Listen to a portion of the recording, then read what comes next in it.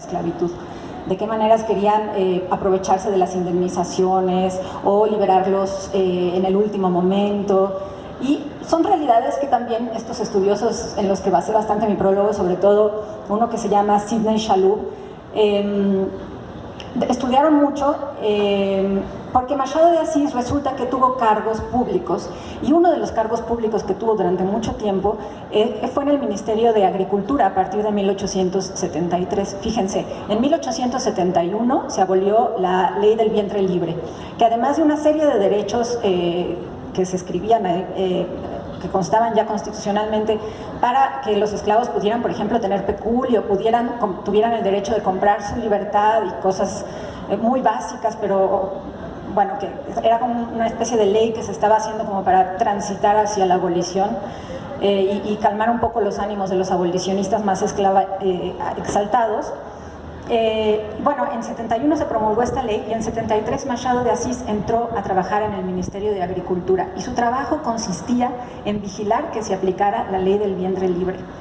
Y lo que este historiador Sidney Chalhoub encontró fueron las actas en las que el propio Machado de Assis intervenía sobre los procesos que emprendían muchas veces las personas esclavizadas, o también los dueños, para reclamar indemnizaciones o pedir indemnizaciones por esclavos que habían sufrido mutilaciones o estaban incapacitados. En fin, una serie de corruptelas y de horrores y de miserias humanas con las que Machado de Assis tuvo que estar entró en contacto directo, respondió desde el Estado, y lo hicieron como conocer de muy buena mano y de muy buena fuente la realidad que enfrentaban las personas esclavizadas en el país. Entonces, los primeros dos cuentos pertenecen a una época anterior a su trabajo en el Ministerio de Agricultura y anterior a lo que se conoce como la segunda fase de Machado de Assis, que es como la fase de los cuentos más famosos, de las novelas más famosas, que fue a partir de 1880.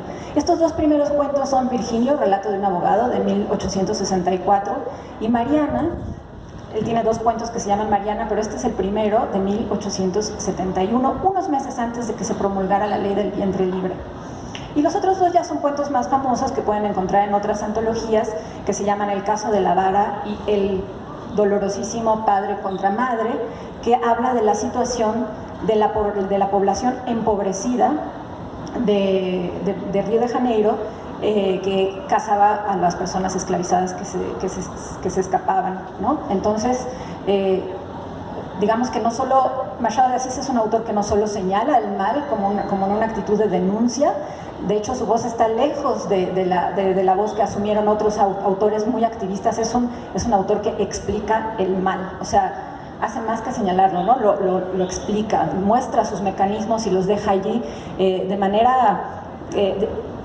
una manera muy compleja, en la que el lector tiene que estar siempre tomando distancia de la voz que narra, porque la voz que narra muchas veces no es la voz con la que el autor empatiza, al contrario, son narradores que nos engañan, ¿no? Nos engañan. El autor siempre está queriendo que tú seas cómplice de esos narradores, pero esos narradores muchas veces son horribles, son personas espantosas o son unos seres frívolos de la alta clase, de las más altas clases sociales, que tienen por las clases trabajadoras un interés meramente anecdótico o curioso, o nunca sufren las consecuencias de los actos que cometen. Entonces, uno cae en trampas cuando está leyendo Machado de Assis. Es un autor muy tramposo, ¿no? Y muy respetuoso con el lector. Es delicioso porque siempre está un poco insultando nuestra inteligencia, ¿no? Todo el tiempo está insultando nuestra inteligencia. Justo aquí hay algo que me gustó mucho de la edición, lo voy a decir, es el prólogo que dice, prólogo que debe de leerse como epílogo. Y la verdad es que sí, yo si pudiera recomendarles la lectura, leería los cuentos y al final leería el prólogo de Paula, porque tiene spoilers.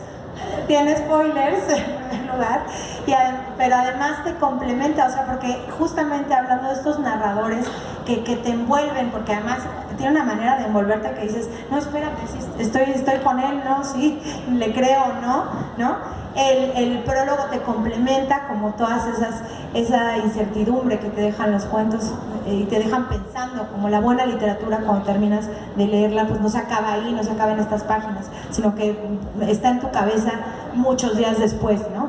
Del prólogo de Paula tomo un párrafo que dice: la literatura de Machado de Asís está poblada de estos personajes, desde figuras ricas y parasitarias que ejercen su capricho sin interesarse por las consecuencias, puesto que jamás se ven afectadas por ellas, hasta costureras, abogados y empleados del comercio que buscan conseguir un lugar en una sociedad colmada de contradicciones y regida por las relaciones de favor.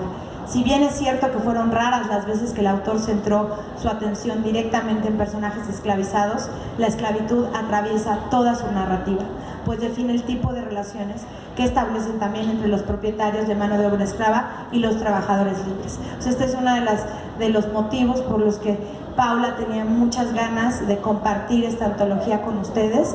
Y también quería decirte que los personajes afectados en estos cuentos son las mujeres, ¿no? Son sus personajes femeninos. Sí, entonces